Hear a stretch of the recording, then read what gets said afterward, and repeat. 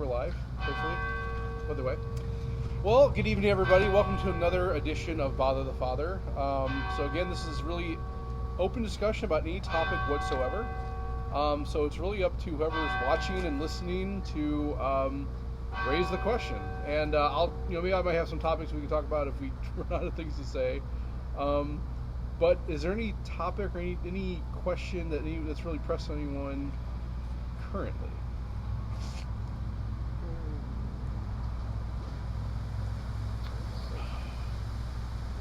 All right, we'll see you guys later. Thanks for coming out. You know what? Since Advent is coming up, Yeah. how did Advent get started?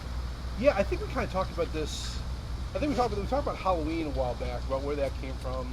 And I did a little more research on that. I think, was it Jane? I think you might have asked about that, didn't you? Yeah, one of us. Yeah. So actually, a lot of the tradition we see in Halloween comes actually from Christian Catholic tradition. I'll answer your question. I'm just going to finish that one though first, Okay. because I did a little research and I found some information. The jack-o'-lanterns. What would happen in France actually would be people would do processions on these days. They call it All Hallows Tide.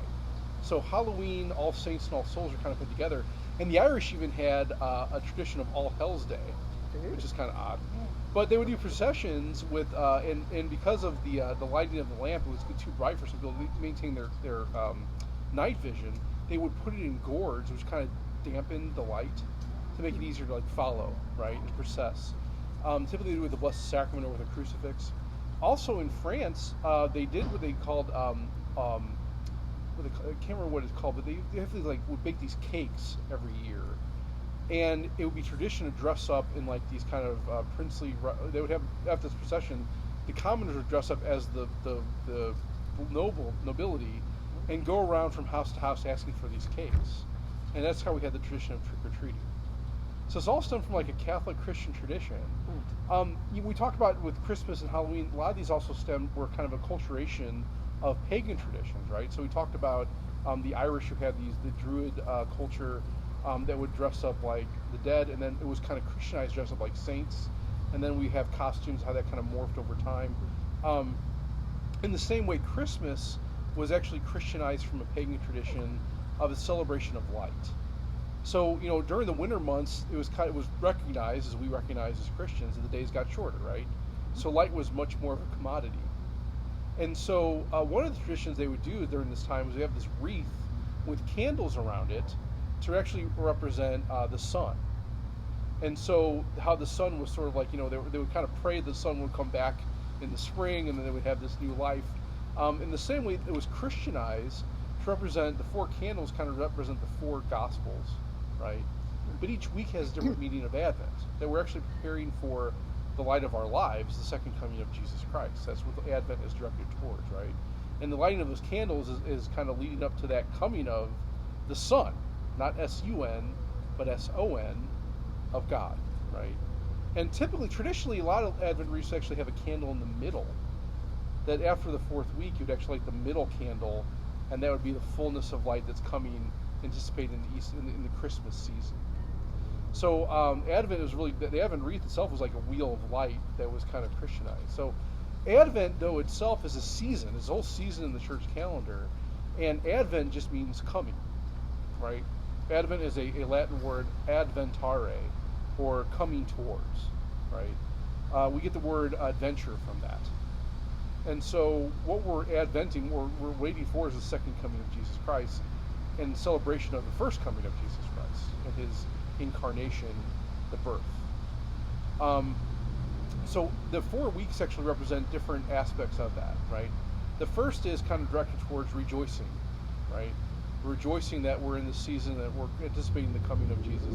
The second is renewal. The third is really more directed towards repentance, right?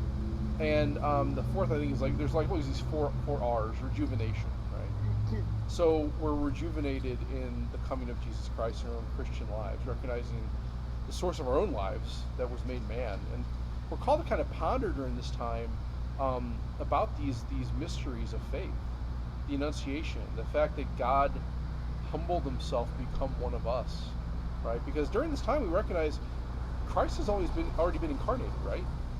The Annunciation was actually the coming of Jesus. He actually took on flesh at the moment that Mary said yes.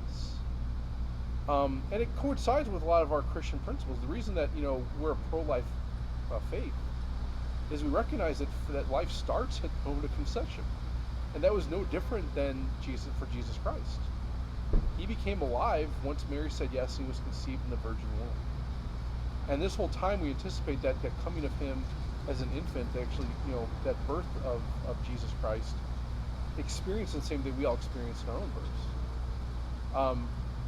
So it's really a time of reflection of these mysteries of faith, of this kind of Mary carrying Jesus in her womb, and him then becoming human, and also going through the human experience that we all experience. So it really is an important time, and it's different than Lent in the fact that this is really a time of rejoicing, right? This is a time of anticipation. It's like it's like coming down Christmas morning, the anticipation before you actually get down there and see all the presents. That's what Advent's directed towards, right? That joyous anticipation of the coming of Jesus. Whereas Lent is more directed towards repentance, right? It's more directed towards our sinfulness and the fact that he had to come to save us, right? There's that old kind of debate between, I think I've talked to you guys about this before, but between the Franciscans and the Jesuits. So the question stems from, if the fall never happened, right? Let's say Adam and Eve never sinned, would we need Jesus, right? And so the Franciscans take the tack, well, of course we would need Jesus. It would be better for humanity if Jesus did take on our nature, regardless if we need salvation or not, right? So obviously Jesus would come because that's a better plan. God always has a better plan in mind for us. That's a deeper act of love, an act of unity with us and God, for Jesus to actually take on our nature. So Franciscans hold that Jesus would still come. The Jesuits say, well, no, he wouldn't come because it wouldn't be necessary for him to come, right? We wouldn't need Jesus to be our Savior if Adam and Eve didn't sin. Now, you can hold either position. The Church does not definitively teach one way or the other. What we do know is we need him. We do, right? In reality, we do. We all need him. We needed him to come to save us. And Christmas, even though it's not the holiest time of year in the church calendar, it's very important, right? It's important that Jesus took on our flesh and became one of us and was born as a human being. Right? So Advent's really directed towards that reflection time of that anticipation of Jesus coming, not only in Christmas, but also his second coming when he'll come again to us. Right? And so a lot of the readings that we read during Advent are directed towards that, right? Even now, in anticipation for Advent, we're even hearing our liturgies, especially those of us come to daily Mass. It's really directed towards the end times, right? A lot of the readings we hear these last 2 weeks of the liturgical year are directed towards the end, right? Even our Sunday Mass this past week, right? We talk about the end times and signs that'll happen when Jesus will come again, because we're anticipating that.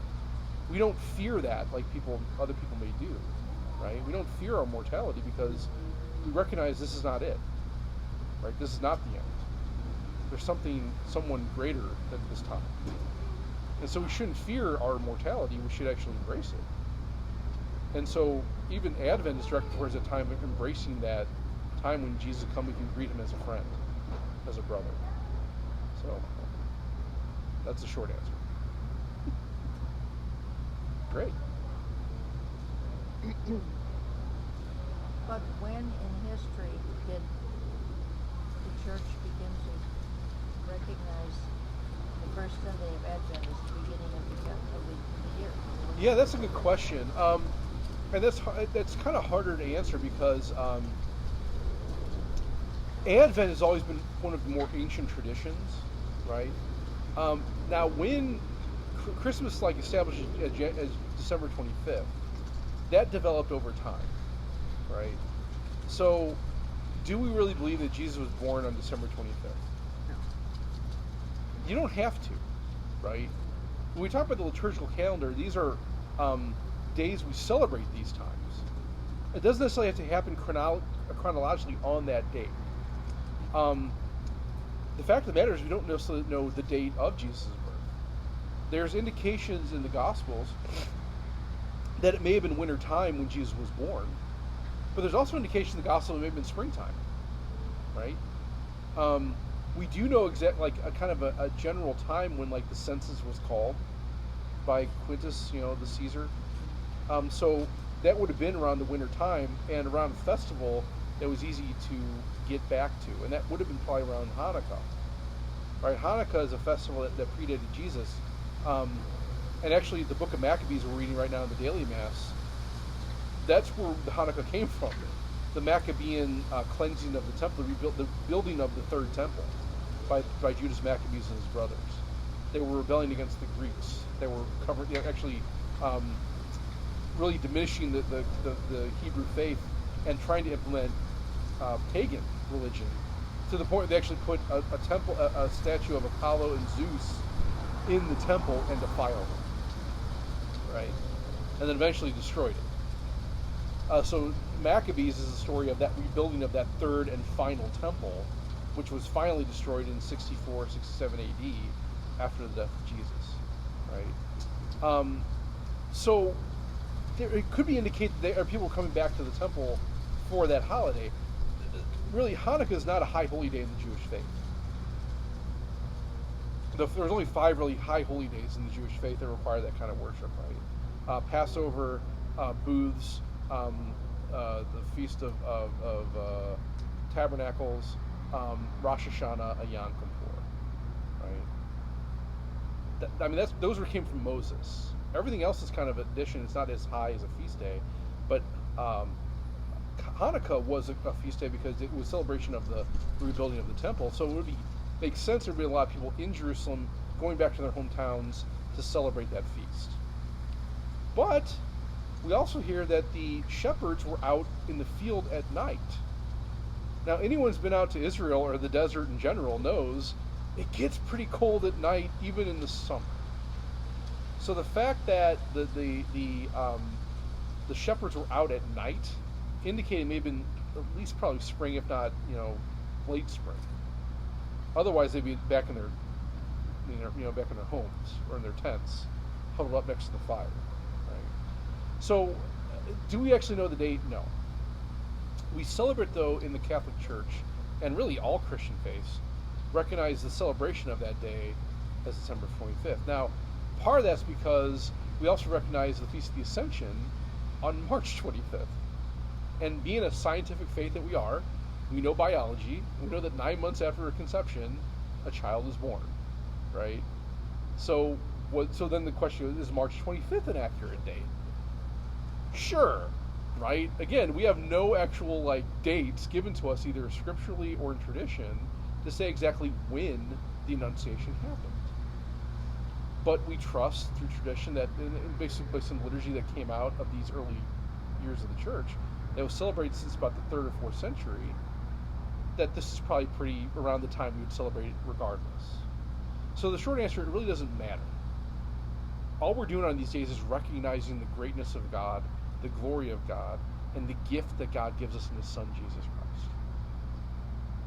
Does that help? Okay, yeah.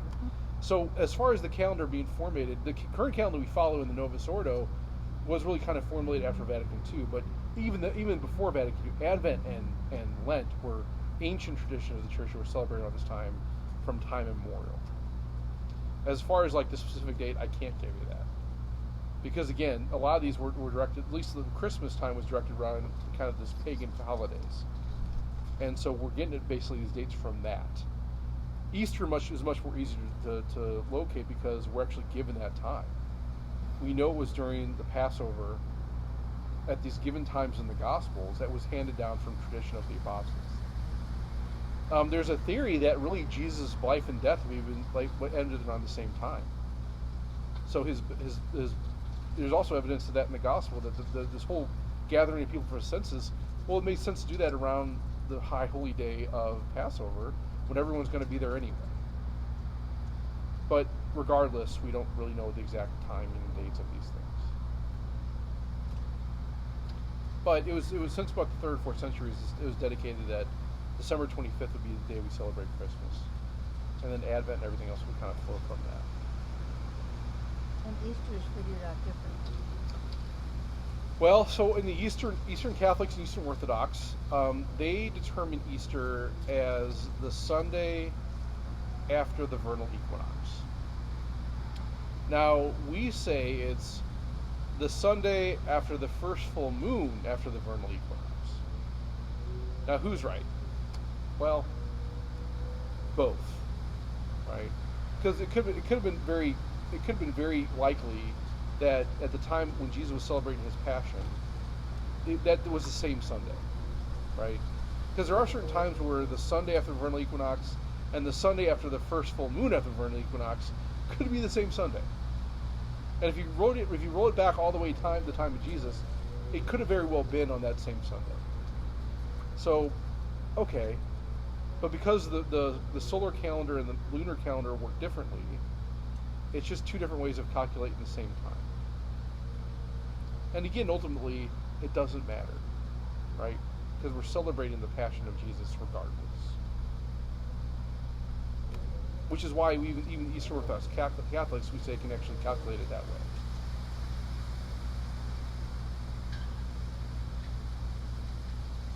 Make sense? Do the Eastern churches celebrate the Christmas differently too? Well, I do know. I'm not an expert on the Eastern Orthodox faith.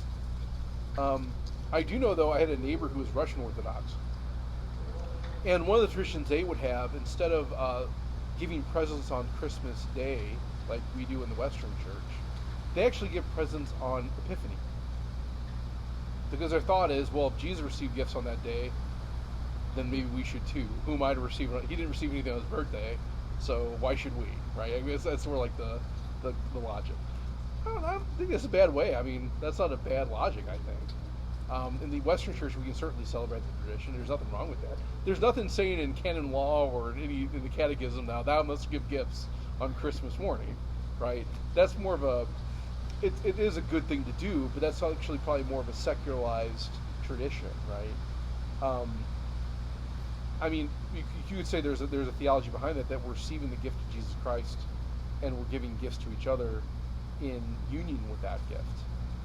And we also recognize our gifts don't pale in comparison to the gift of Jesus Christ at Christmas. But it's an act of charity, and praise God for that, right? Any act of charity can't be bad. So there's a logic to both ways, but there's nothing saying you have to do it on Christmas Day. I mean, some people do it on Christmas Eve, right? Isn't that tradition in a lot of families? Yeah. So, whatever. It's all good. I've heard the Epiphany called Little Christmas. Has anybody else Yes. heard that? And for that reason, right? Because in the Eastern Church, they would always give gifts on Epiphany. Which, I mean, you're right. I mean, if you ever give them gold, frankincense, and myrrh, I mean, that'd be kind of I think it'd be a good gift. Who wouldn't want a little myrrh in their life, right? It'd be kind of nice. Yeah. A little frankincense, always good. Okay. Great.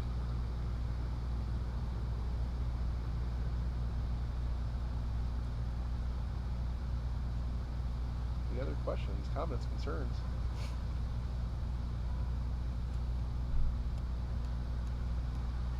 I know there's a program on Saturday about death and things like that. I won't be able to attend, but I had a question. When people tell you that they're going out to another state to scatter their loved ones' ashes, what is kind of an appropriate response? Because that's not something that we do. Yeah. With I try to, there's a fine line between respecting someone's wishes and doing what's proper, right? Because when it comes to that, we recognize that there's a sanctity and there's a dignity even in the ashes of a body, right? And we in the Catholic Church, we recognize that dignity of the body, and that's why we have places like cemeteries and mausoleums and other places where we can actually come and venerate those remains, right? Pray at these grave sites. Because we know that Grandma's here, right? Her remains are here. And in the resurrection of the dead, her remains are going to be coming from here, right? Now, what the glorified body looks like, we don't know, right? We can speculate, but there's nothing solidified or conclusive about that. But like in those instances, what I try to get them to see like the purpose of that. That I understand now. If there's also a legality thing sometimes with that too, right? So sometimes if someone put in their will, they want their ashes scattered. There's not a lot you can do with that. At that point, probably the conversation is too late, right? But especially with people, that's why we're having this thing on Saturday. It's good to have the discussion now, to actually know what's proper and what's not. Because you can say, well, can I go to the spot where you scattered the ashes? Yeah, I guess you could, but what marks that? How do you know it's like that spot, right? And also, there's also a level that, well, the ashes aren't here anymore. Just the way nature works, wind blows, things evaporate, ashes scatter. They don't stay in one place, right? So I kind of always look at it, I always take this tact. It's better to have all the remains in one place than not. And then the discussion may be, well, can we keep Grandma on our mantle, right? And my approach to that is, well, sure you can, but we also recognize, and this is more canonical church law than anything else, that we recognize you have to keep that open to the public. So you have to give times where people can actually come in and pray with Grandma's remains. So if you want to keep Grandma on your mantle, okay, but you have to publicize times you're going to have the door open for people to come in and actually pray with Grandma. Are you willing to do that? If you are, okay. I would find that probably 9.99 times out of 1,000, most people are not willing to do that, right? Yeah, we always want to recognize it's always proper to inter or put these remains in one place where they can be venerated and prayed over, right? Because of that dignity we have in the body. So I know that that's always kind of a sticky point, and I find typically if it's that point, especially if there's something like a will or something, there's some like legal document, the conversation's already over. You can't really go farther than that. Now, if there's ways of getting out of it, yeah, okay, good. It's probably, or you could say maybe the person didn't know when they actually put this in their will. So I tried to go that route. And a lot of this stems from really start with cremation, right? There was really not, this question wasn't really necessary until the early 20th century when cremation became a thing. And at first the Catholic Church said, well, cremation isn't a good idea. And the reason it said that was not because we don't believe that God can make the glorified body come back from the ashes or whatever else. And you can even make the argument like people who scatter ashes, well, can't God? Sure, God can do anything, right? And it's not about the power of God. It's about the closure and the grieving process and the actual dignity of the body, right? But the reason cremation was kind of frowned upon was that it was done with the understanding, with the denial of the resurrection of the body. It was actually done by Masons who denied the Christian faith and denied the resurrection of the body. And so because that was the intent, the Catholic Church said, well, that's not a good idea. As time went on, there was this question raised, well, okay, can I be cremated with the understanding that, yeah, of course my body is going to be resurrected, God can make this happen, and we're going to keep it in a place of veneration that can be, come back. Yes, that's perfectly listed, that's perfectly valid. There's nothing wrong with taking that approach. So we always have to really look at the intention of these things when it comes to these type of situations, right? Because with scattering the ashes, the problem there is, you're kind of just being undignified in doing these things. You're not actually keeping the body intact, and that's a big problem when it comes to the dignity of the human person. Does that make sense? It does. Okay. And I have to say, in my early career as a priest, I've had to deal with that a couple occasions on my own. There was one person who was going to have a memorial mass here, but they were living down somewhere else, and the question was raised, can we bring Dad along? I was like, well, sure. Well, Dad's been dead for a year, and they just kept Dad's ashes. Like, well, okay, great. And so the question was raised, well, what are you doing with them? And the response came, well, Mom wants to sprinkle her over some pretty flowers. Okay, is there a legal document stating that? Yeah. Okay. And then maybe one of my brother priests had a great point, which I think is very true. Funerals are not moments, are not teaching moments, right? That's not the time really to bring out, hey, this is what you should be doing. This is really what the Catholic Church teaches. This is because when people are mourning, they're not hearing it, right? Which is why we're having these things like this conversation on Saturday, because it's important to get that information out now, right? It's important to think about that stuff before you need to, because ultimately we recognize that there is a proper way of doing these things, and there's also a theological reason why we do these things, and we need to recognize those and follow those, right? Not only for closure and mourning, but also for the good of our souls, right? So I think it's always important to look at that perspective. So then you said, and I know we've talked about this before, but when we're donating organs, etc. Yeah.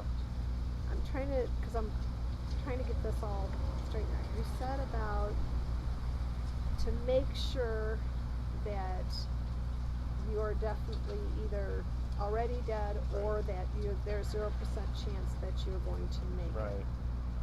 So I mean, the key moment there is about it is illicit to harvest organs while someone's alive. Period. And stop. Right. We recognize the Catholic Church that, especially if harvesting organs is going to lead to the death of somebody, that's not right. Right. but there's so many organs that aren't any good once Right. the person does pass. Right. So how do they make sure, like, what do we put in the directives in order to make sure that they're able to use those Right. if I haven't already, Right. passed? Yeah. How do I word that? How Yeah. do you? So I think so that's more of a legal approach, and I can't tell you the actual legal, words to use in order to actually validate that. What I would say is it's always important to get, and this is really the benefit. We're gonna have lawyers here and people that kind of give that information on Saturday. And I don't know if they're going to stream it. Maybe they will. It may not be beneficial to keep it up online. But I think it's always important to make that distinction that, I'm perfectly open to using my organs, provided they can be harvested after my death, right? Not lead to my death, after my death. And make it clear that my intention is to die of natural causes, of natural means.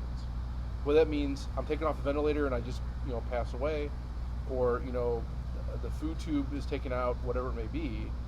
I think it needs to be clear in your directives that that's what I'm talking about. So I have to be flatlined first. No I matter think, what. the idea would be that. So in other words, the harvesting of the organs cannot lead to your death. Now, a lot of times, here's the other thing to keep in mind. A lot of this is out of your control, right? At those moments. That's why I want to make Right. sure it's all done, Yes. so my kids don't Right. have to figure Exactly. it out. And so I would always make it very clear that's my intention. Whether it's verbally now or in writing now to your children or to whoever's going to be taking your estate, or in a legal document, right? So they can actually write down what needs to be written down, so it's very clear if that's your intention. So yeah, and I think as science develops, there'll probably be better ways of doing that, right? And I think now they're getting better as far as that's concerned. But we want to make it clear that it's not right to take my organs if I'm still using them. Right? We'll be very clear about that.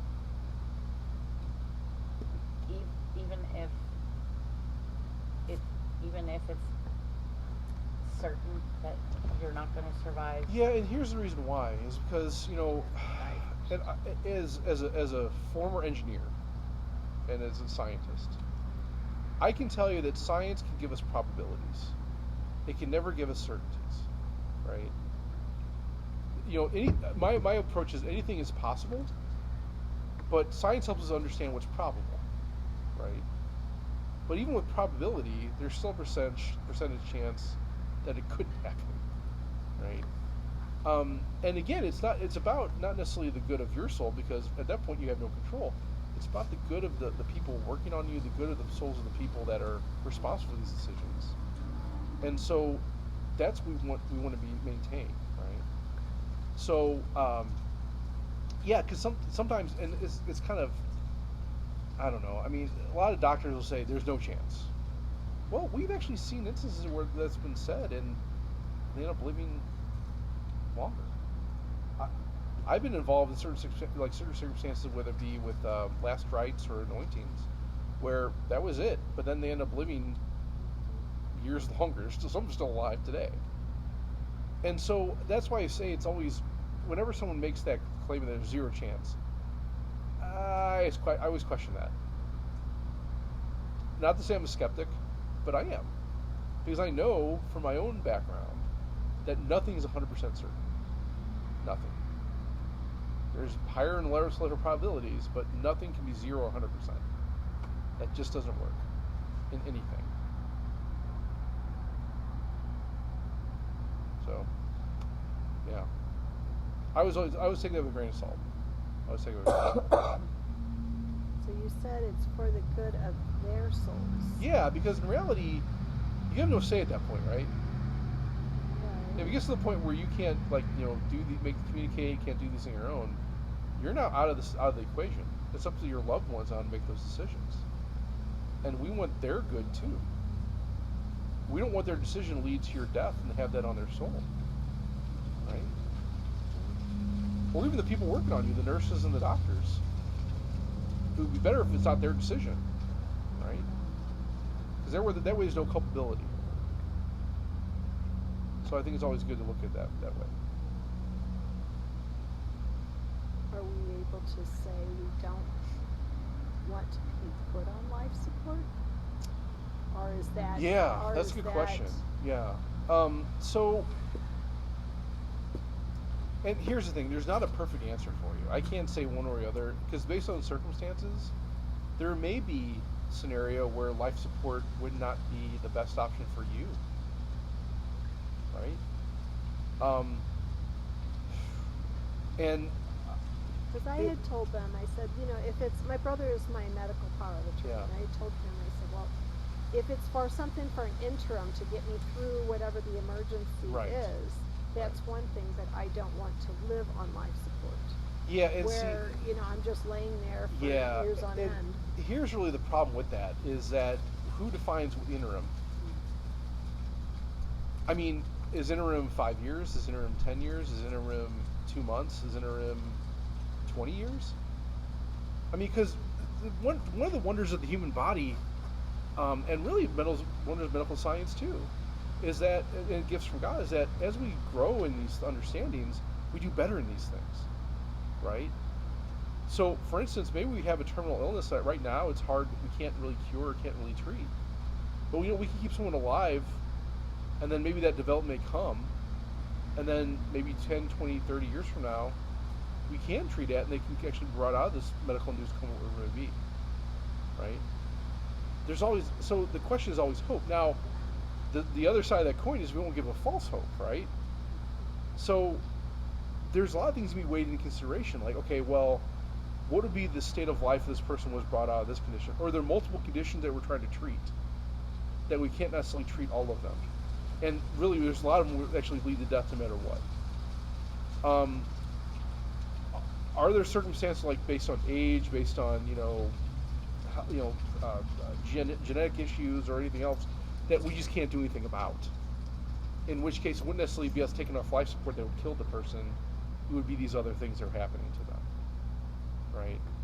Those questions have to be weighed, right?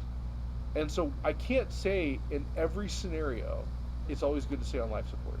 I can't, right? And even now it's hard. It's impossible with every scenario to say. I mean, you could maybe get a lawyer to write out everything. Like in this circumstance, I'm going to do this. You could do that, but I mean, then there'll be something that you never anticipated. And then what? So, like I say, when it comes to what we call medical ethics, what we have to always be conscious of, and what are the ordinary and extraordinary means of keeping someone alive. And traditionally speaking, the ordinary means have always been food, hydration, and ventilation. So if that can be given to somebody without causing any more damage or leading to death, then that should be done. But if it does cause more damage and leads to death, well, even that thing can become extraordinary. But the same question could be, well, is there ways we can develop better ways of doing these things? Well, yeah, right? I think we talked about this before. It used to be, back in the Middle Ages, if someone were to lose a limb, to keep them alive would be considered extraordinary back then, right? Just because the means of doing so was not present. And even then, the quality of life, especially if someone's like a farmer, and they need their 2 legs in order to actually plow the fields, well, now you're actually hurting your family too. You can't do that. Especially if, so those questions, it develops over time, but that really changes on the way we develop as a people and our understanding of the biological sciences and these new, ways of doing things. So those ethical questions always have to be asked. Whenever there's a new process or new development of something, that ethical question needs to be asked. Is this ordinary or extraordinary?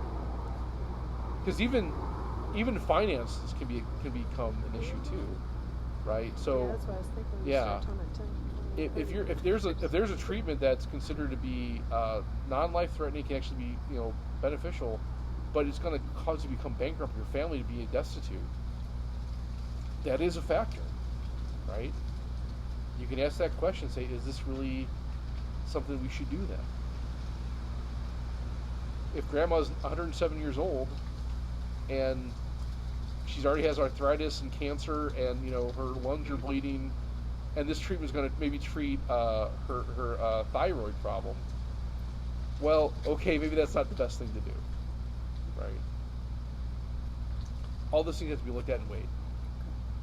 So it's not a one-size-fits-all answer. That's the point. It's impossible to give that answer.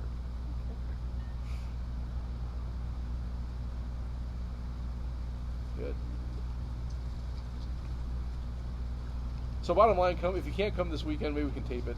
I think there's going to be some good answers on that one too. Father, I think it's Father Peter Fonseca's coming. He's a bioethicist, and a lot of these questions he answered much better than I could. But in general, that's kind of the answer. There's really no one size fits all. And I know he and some of my brother priests who have studied these things, they kind of keep up in these new trends and new developments, and they actually ask these ethical questions and kind of come up with these answers, right? But what's probably here's the thing: what's ordinary means right now, today in 2021, 10 years, right? It would be wholly different because we keep on getting better in these things.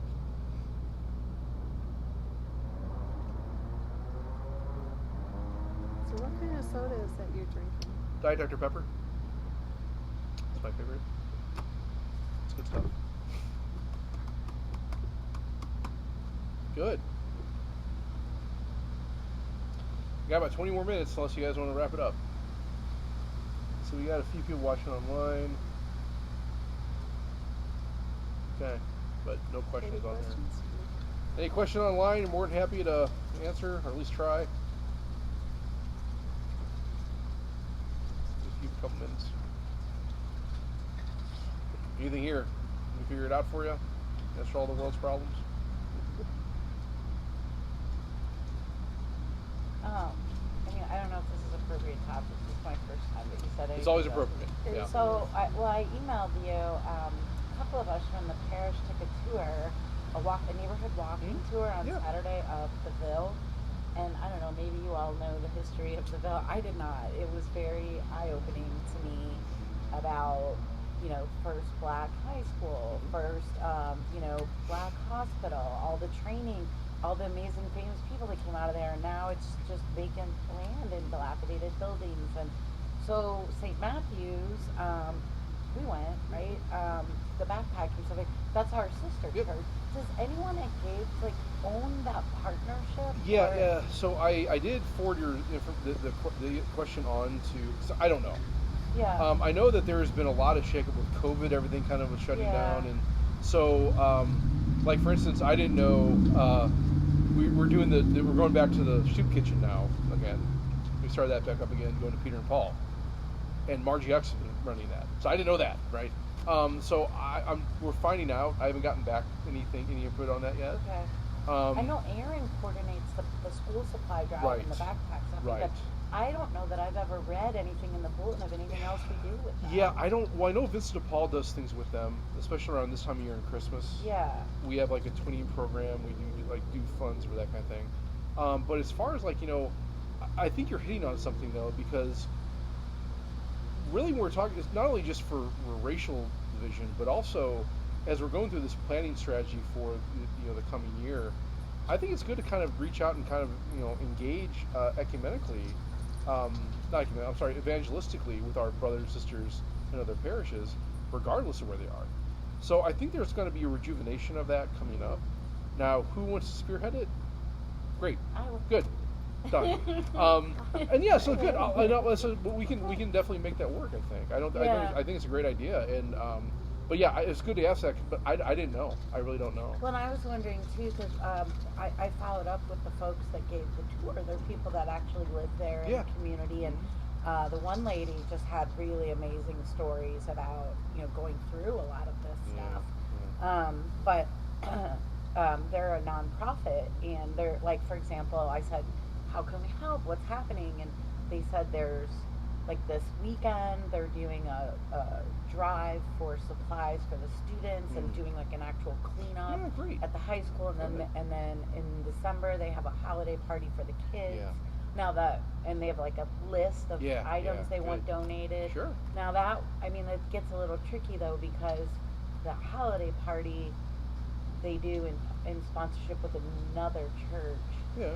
And I don't know if it's a Catholic church or not. So I don't, I guess I don't know what the boundaries would be. It shouldn't really matter. I mean, we can always, when charity is charity is charity. Right. What we have to be cognizant of though, and this may be something that needs to be looked at. A lot of times though, we have to be very conscious about vetting certain organizations, and even Catholic ones. I mean, it was kind of, people would ask me sometimes like, oh, should I give to Catholic Charities or some of these other like CRFs and these kind of things? Well, you know what? I always say it's always best to do some research on these things, because what you tend to find sometimes, we're talking about is the difference between what we call formal cooperation with evil and material cooperation with evil. Because sometimes these organizations, even these CRS and some of these other places, and I think they're fixing it now, or at least they have fixed it, but they were actually kind of getting involved in some more illicit means of providing service. Meaning, like, let's say, for instance, in Africa, there was a branch of CRS that was providing contraceptives, right? Which is not in line with Catholic teaching. And so it's like, well, that's not really good, right? So we need to correct that. Or, sometimes there may be organizations that get funding from, like, Planned Parenthood, or from other organization that's really, that has some anti-Catholic standing. And so, but the question remains, well, so should we still engage even though we know these are kind of problems? Well, that's where the question arises. If it's formal cooperation, meaning they're like place like Planned Parenthood, we can't support that, right? Just because their main source of income, their main driving force is the destruction of human life. So we cannot, we call that formal cooperation. Material cooperation would be something like, let's say, oh boy, there actually is, it's almost impossible not to actually engage now with material cooperation in society. Let's say coffee beans, right? Let's say you go to brand X coffee, and you go and buy your large coffee, and you go home and you drink your coffee and you're fine. And you read on the news that brand X coffee is actually engaged in some kind of slave labor in South America, that they harvest. They don't necessarily condone it, but one of their suppliers of the coffee beans is treating their workers like slaves, not paying them, forcing them at gunpoint to pick beans, that kind of thing, right? Now, brand X doesn't condone that, but they're still taking the beans from the supplier to make your coffee. So the question is, should we then go back to brand X and buy coffee from them? Probably not. Maybe no, Well, how do you know the beans that are on your coffee are actually coming from that supplier? Maybe that supplier is only supplying the West Coast, right? Yeah. Maybe, but that we call that material cooperation. When we talk about material cooperation, we have to be very cognizant of, is this remote material cooperation, which most stuff we deal with on a day-to-day basis is remote, which means the culpability is much more reduced. Or is it proximate? Meaning, I know this coffee is being made by slave labor, and therefore I should not then drink it. Right? So that's what we're kind of talking about with a lot of these places. I'm sure most of the places are doing more. How would You would have to research them, go check them. I usually look at their, I just look at their webpage. Yeah. And maybe find some material on them and see what they stand for. Okay. Also, usually give you who their donors are, who's on their board, that kind of thing. Yeah. That's usually what gives me a pretty good understanding. I mean, to me, that was just an easy one because Yeah. they are gaining momentum and ultimately, getting attention. Most but, local places are probably fine. you know, Right, most there's of those are different fine. ways Yeah, to right. volunteer. I mean, Yes. it could be direct with the Yep, school yep. or just St. Matthew. Yeah, and alone. even then too, part of that could be is there a way then we can only simply let's say we have an organization where they do kind of have something that's materially cooperating. Is there a way we can then maybe just segregate that and deal with the other things going? Yeah, I think there's ways. It was just heartbreaking. I mean, Yeah. there literally was a field that somebody had set benches on, and they were putting shoes and clothes for people to take, Yeah. and Yeah, I don't think it'd right be a problem. it's 20 minutes. yeah, from us, and this is going on. I think it's a good idea. We can definitely look at it and do that. Yeah, so that sounds good. Aaron and I were talking about we could do a turkey drive, but it's probably too late for that. Just Well, to actually, organize. I know Vincent Paul does do those. Oh, they do? Yeah. So I mean, Okay. and I would talk to the head of Vincent Paul, Charlie Kuhn, Okay. just get his information because I know that we do a lot with them with Vincent Paul, Okay. and they can at least give you some information what we do already, and kind of go from there. Perfect. Good. And then with that, I mean, what warrants going in the bulletin? For example, if I gave the list of the kids, the stuff for Yeah. the kids party, Yeah, or yeah. like the school supplies. Yeah, sure. That's too late for this weekend. Yeah. No, but also just understand next weekend is an early date. We have to get it earlier. So if you're going to do it, Yeah. I'm going to do it this week. Yeah, I think the holiday one is like Yeah. middle December. Yes, right, so right. How do you submit something? Just send some to Eileen. Eileen. Yep. But everyone get in the bulletin. She's the gatekeeper. Okay. What you just said reminded me. Somebody asked me were we going to have a giving tree this year. As far as I know, That's I think Marilyn, I'm just the organized by- associate here. I don't make decisions. You're I think I supposed to should know everything. I don't know anything. I don't make decisions. I pass information along. That's all I do. That's all I can really do. That's my job, and I love it. I'm happy to be in this role for as long as humanly possible. That is okay by me. Anyway, Sue Parada is the person responsible for the giving tree. Good. Sorry, my dog is sick. Oh wow. She has congenital Sounds like heart food. failure. Aw. She's a rescue. Poor little thing. I gave her 2 months and she's been 7, so Oh, it ends in one last nasty. There it oh is. there. God bless you. That's the last one. Oh She's got fluid in her lungs. boy. Is she a Yorkie? Is she a Yorkie? Westie. Westie. Yeah. This is a girl. Yeah. Yeah. But I was thinking on that when you were talking about the end of life, does that apply to anal? Because we're a rescue house. I mean, we keep them as long as we can, and we put them to sleep. Yeah. So here's If so there's yeah. like So- there's gonna come a day where Yeah, so it's funny, we were talking about this in the 8th grade class. Human souls are different than animal souls. Any living thing has a soul. Every living thing has a soul. The difference, though, between, let's say, a soul of a plant and a soul of an animal, right? The soul of an animal is a sentient soul, right? It can sense things. The difference between an animal soul and the human soul is that we're a rational soul. And rationality is a gift from God, right? So, our souls are eternal. Any children watching right now, stop. But plants and animal souls are not. So the question may rise, like, well, does that mean my puppy's not going to be with me in heaven? No, the fulfillment and the thoughts and the memories of your puppy are going to be in heaven with you. You're going to be completely fulfilled in heaven in the fact that the fulfillment that puppy gives you that same, if not greater, fulfillment in heaven. But is Spot actually going to be with me in heaven? Well, no. Spot does not have eternal soul, right? That's why the human dignity is so important, is because we do have these eternal souls, right? Not to say that animals aren't good. They're very good. They were made good. They were given to us as gifts from God too. They give us companionship and love, and that's good. But that source is from God, not from the puppy, right? And so I want to understand that the fulfillment that I receive in that puppy is magnified infinitely in heaven because I'm with God and have full fulfillment, right? So I think we have a very clear, because I think we get in societies today, it was like, I think we see it all the time, like, I treat my puppy like my child. Okay, great, I guess, but the child has more dignity, and right? We don't recognize that too. As there's something I was showing light. There's a question asked like, well, if the burning building you have a child and a puppy in it, who would you save? And it was kind of sickening how people said the puppy. Really? Yeah. Doesn't it No, this was 8th grade. This is something else. Oh. Yeah. Doesn't it sometimes get situations where the person knows the dog but doesn't know the human being, and that's Right. why they're making that Well, decision, and because they haven't been taught. Well, some of the rationale though that was being put out there was that, well, the puppy's innocent. Well, Wow. what? No. I mean, it's like it's kind of weird. Like let's say he's a child above the age of reason.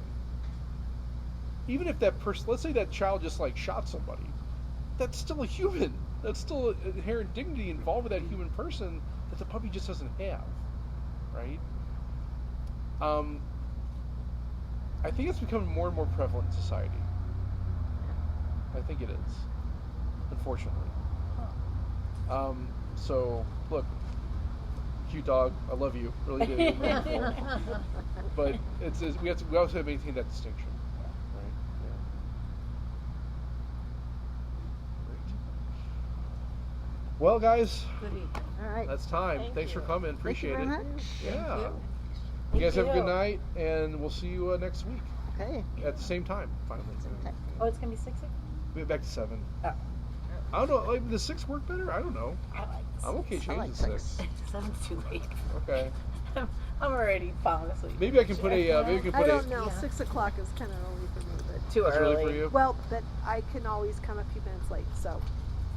Maybe I can put a poll